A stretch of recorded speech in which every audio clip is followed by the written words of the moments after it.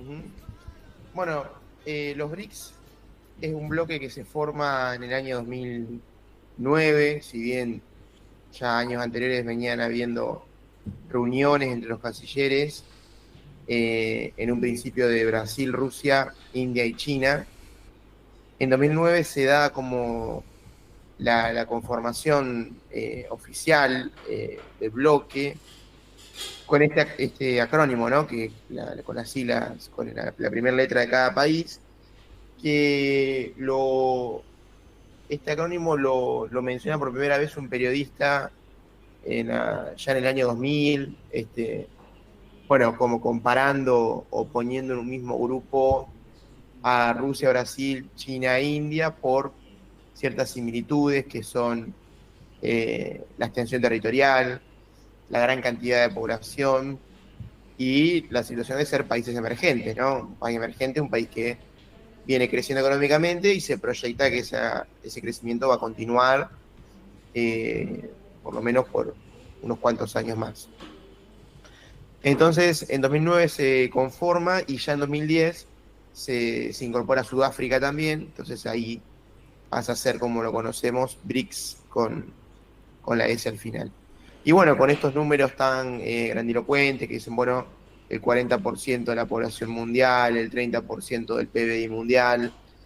Pero bueno, en un principio, si bien entre esos países se juntaba esa cantidad de gente, esa cantidad de PBI, si no, digo, un bloque si no tiene ciertos acuerdos políticos y económicos más profundos, no puede significar mucho, ¿no? Que aunque estén en el mismo bloque, y eso era lo que sucedía. En un principio los BRICS, el país que más empujaba por esto era Brasil, y la verdad que China y Rusia no es que lo veían con malos ojos, pero no le daban por ahí eh, demasiada importancia a bloque. Además de que entre China y Rusia, como así también entre China e India, hay conflictos, eh, entre China e India particularmente, hay conflictos fronterizos históricos, y entre China y Rusia,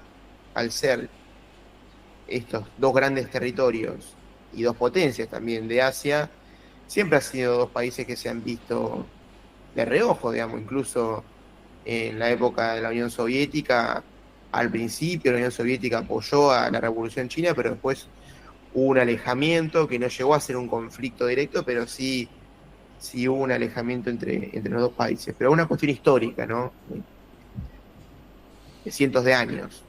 Entonces, siempre costó el acercamiento entre China y Rusia, y de hecho, Kissinger, que fue tan conocido eh, secretario, ¿no? De Estado, si no me equivoco, con el cargo Sí, de Estados sí, sí, sí. Unidos durante la presidencia de Nixon y la presidencia De Ford, ¿no? de Ford también, Sí. claro, de Henry Ford. Bueno, fue eh, un secretario de Estado de alto perfil porque, entre otras cosas, fue uno de los ideólogos del Plan Cóndor, fue también responsable por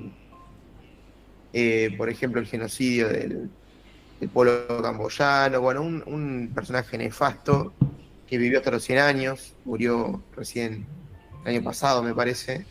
Y Kissinger tenía una frase que decía que el objetivo de Estados Unidos en este siglo, por el siglo XX lo decía, y en el que viene también, decía, era evitar el acercamiento entre Rusia y China. Ah, Kissinger lo mira, decía esto, ¿eh? mira, Como qué que para los interesante. intereses de Estados Unidos no era conveniente este acercamiento. Y bueno, ¿qué sucede de 2010 para acá? Bueno, varias cuestiones, ¿no? Pero en el plano económico, justamente en la primera presidencia de Trump, Estados Unidos comienza una serie de sanciones y de aumento de tarifas, impuestos, de mayor presión tributaria y arancelaria sobre China y sobre los productos chinos. iniciando lo que se llama guerra comercial, ¿no? Pero hay que decir que es una guerra comercial que China nunca buscó, sino que fue Estados Unidos el que comenzó a tener este comportamiento hostil desde lo económico, vamos a decir, para con China, y un comportamiento también seguido por Europa, o al menos por varios países europeos, para con la industria china, Estados Unidos en particular. eh, Intenta poner muchas sanciones a la industria de semiconductores, que son los chips chinos. Eh, Europa por ahí más focalizado en la cuestión de los autos eléctricos. De hecho, la Unión Europea el año pasado había lanzado una investigación antidumping, que se llama. Antidumping es cuando vos eh, tratás de encontrar que una empresa está compitiendo de manera desleal por tener una gran cantidad de apoyo del gobierno, en este caso chino. Bueno, varias cuestiones así del aspecto comercial. Y a Rusia le pasó del aspecto militar, ¿no?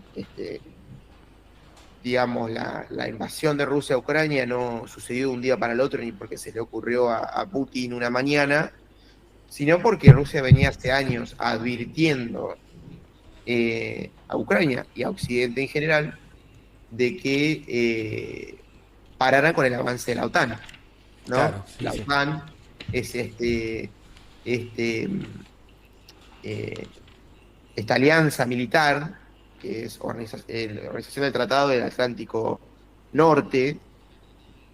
Claro, no tiene ninguna cohesión territorial, porque es simplemente Estados Unidos con los países que le hacen seguidismo históricamente, es decir, Europa Occidental, Japón.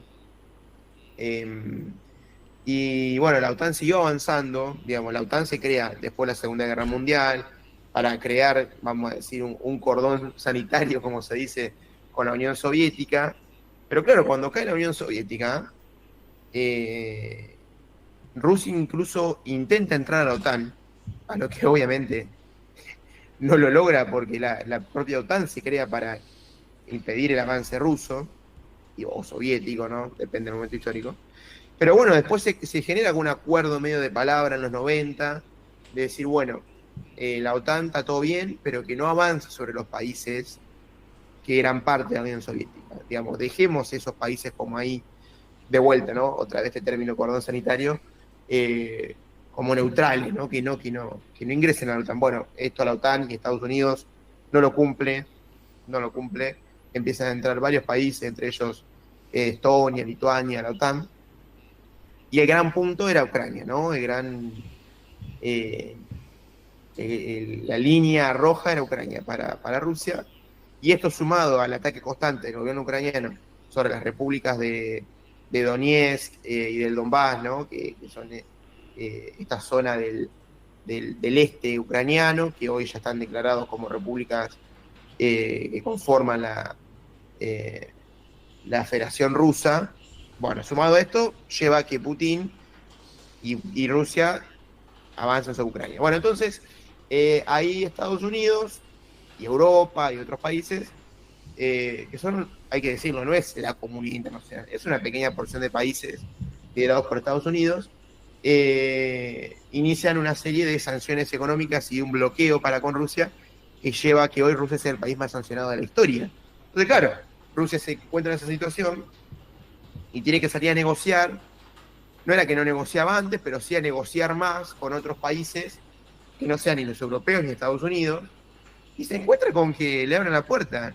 La India, por ejemplo, que nadie puede decir que sea anti-Estados Unidos, el gobierno de la India, siguió negociando como si nada, aumentó las compras de gas y de petróleo ruso, lo mismo con China, lo mismo con África, que siempre encontró en Rusia una especie de referente, pero claro, ahí desde lo económico, de vuelta, Rusia se encuentra bloqueado por Occidente como le venía sucediendo a China.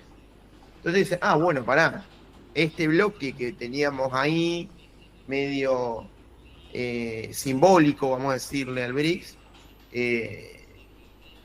lo tenemos que utilizar. Tenemos que utilizar de otra manera, más profundamente. Y así es como el año pasado, en la cumbre que tienen en agosto en Sudáfrica, anuncian que el 1 de enero de este año, 2024, iban a ingresar 6 países como miembros, no como socios, como miembros a los BRICS. Entre esos países estaba la República Argentina, que bueno, con el nuevo gobierno de Javier Milei deciden no entrar a los BRICS. Pero sí entra Arabia Saudita, entra Etiopía, entra, me parece que Angola, entra, bueno, una serie de países también con características de ser países emergentes, pero sobre todo de ser países con gran cantidad de recursos naturales, como sucede en el caso de Arabia Saudita con el petróleo. Y hace 2 semanas se da una nueva cumbre de los BRICS, yo diría la más importante de la historia de los BRICS, que es la cumbre de Kazán, en Rusia. De vuelta, ¿no? Digo, en otro momento de la historia, que un presidente enemigo público de Occidente, con orden de detención de la Corte Internacional, como es Putin, hiciera una cumbre en su país con tantos presidentes del mundo en una clave tan estratégica, geopolítica y económica, esto era impensado hace unos años.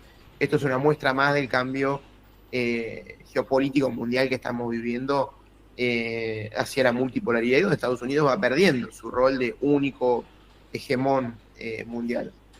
Entonces, se da esta cumbre, por supuesto están los presidentes de Brasil, no, Lula no pudo ir por un accidente doméstico, pero sí está el presidente de Rusia, de India, de China, de Sudáfrica, de estos nuevos países miembros y de otros países invitados, como el caso de Venezuela, que Maduro estuvo Erdogan, de Turquía. Bueno, una cumbre muy importante en un momento muy particular, pero lo más importante de la cumbre es los anuncios que se dan.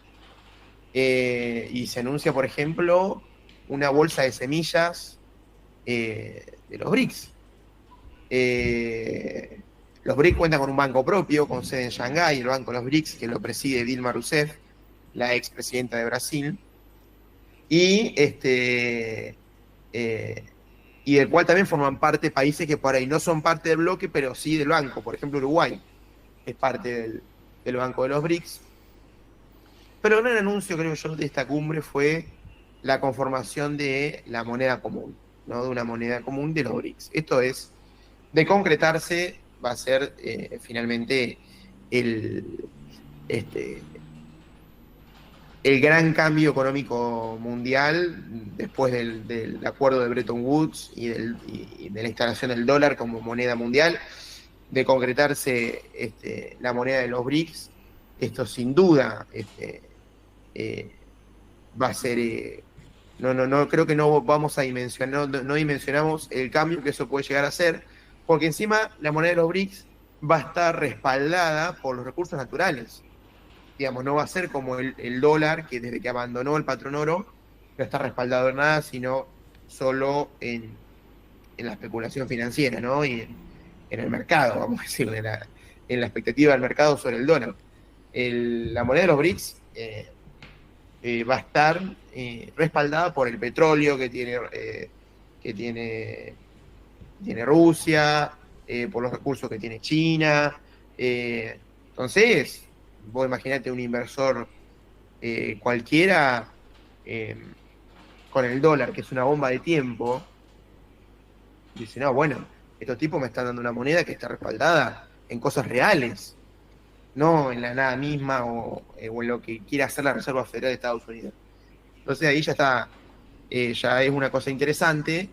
Y esto de que el dólar es una bomba de tiempo lo sabe todo el mundo. Creo que los argentinos somos los únicos que todavía seguimos viendo el dólar como la panacea, ¿viste? Y digamos, es entendible lo que nos sucede con el dólar por la devaluación constante del peso, pero la realidad es que el dólar tampoco es hoy por hoy una moneda muy, muy confiable. Así que bueno, esa es la situación hoy de los BRICS, un bloque que se ha fortalecido con los años y que está tomando dimensión material muy fuerte, está dejándolo solo lo simbólico para pasar a lo concreto material, porque claro, hablábamos hace poco con algunos colegas, digo, bueno, entonces, si Argentina va a seguir comerciando con China y todo, aunque no sea parte de los BRICS, ¿cuál es el daño de no haber entrado? Bueno, es verdad, realmente hasta hace un tiempo entrar a los BRICS era una cuestión más simbólica y en todo caso sí te daba un acercamiento mayor diplomáticamente y en materia de cooperación a esos países. Pero después no es que vos no entrabas a los BRICS y dejabas de comerciar con China, que no es lo que sucede. Vos seguís comerciando con China, seguís comerciando con la India, digamos, no es condición necesaria. Sí te abría más puertas, eso estaba claro. Ahora sí, los BRICS empiezan a parecerse más a un bloque que va a empezar a brindar otras posibilidades eh, económicas realmente y comerciales a los países que forman parte. Y hay que decir también que en el modelo que presentaron del billete, que sería la moneda de los BRICS, que no tiene nombre todavía, pero en el modelo que presentaron, muy bonito por cierto, está la bandera argentina. Es decir, que pareciera que están esperando que Argentina se sume y parecía que lo único que se necesitaría para que Argentina entre a los BRICS sería un cambio de gobierno eh, acá en la Argentina. Pareciera, ¿no? Esto es una suposición. Pero bueno, la bandera nuestra está ahí en el billete. Leandro, te agradecemos mucho que hayas compartido este análisis en torno a los BRICS y a la actualidad digamos, la actualidad de China y la actualidad de Asia, ¿no?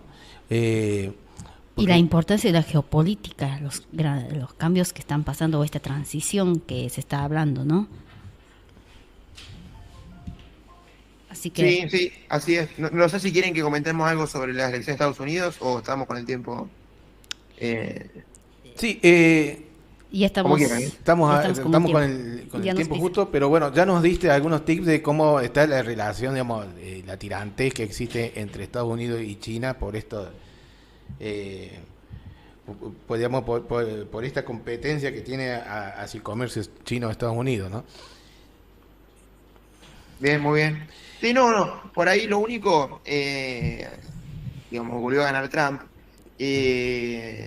Trump, dentro de la contradicción interna de Estados Unidos, de los más globalizadores, digamos, y el nacionalismo, claramente representa una corriente más proteccionista. De ahí su guerra comercial con China, que inició Trump, pero que el gobierno de Biden no la cortó. Y Trump es más partidario de esta doctrina, vamos a llamarle doctrina, de la que mencioné de Kissinger, ¿no? Claro, Evitar el acercamiento entre Rusia y China. claro, De hecho, Trump tenía cierta buena relación con Putin. Era amistad con Rusia y guerra total comercial con China. claro, Claro, el gobierno de Biden no corta la guerra comercial con China y apoya a Ucrania en la guerra con Rusia, termina forzando este acercamiento entre Rusia y China, que es lo que Kissinger decía que era para nada deseable para los intereses de Estados Unidos. Veremos ahora qué pasa. También hay que decir que Trump, perdón, debe ser el único o uno de los pocos políticos estadounidenses más amigados con este nuevo orden multipolar, digamos. Por eso él se juntaba tanto con el propio Putin, con Modi, con Erdogan, digamos. No sé si ve con malos ojos, pero acepta un poco más el cambio geopolítico que se está viviendo.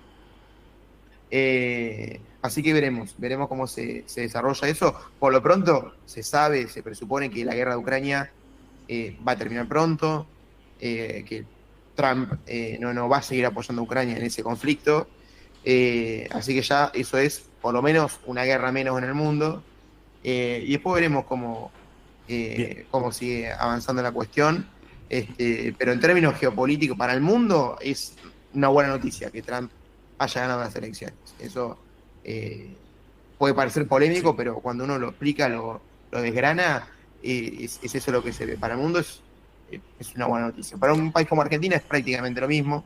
Un presidente o el otro en Estados Unidos, por más que Milei sea fanático de Trump, eh, no hay mucho. Pero en lo que venimos hablando de la multipolaridad y demás, Trump, al menos en su primer gobierno y en lo que viene hablando, viene demostrando eso. Veremos cómo se desarrolla.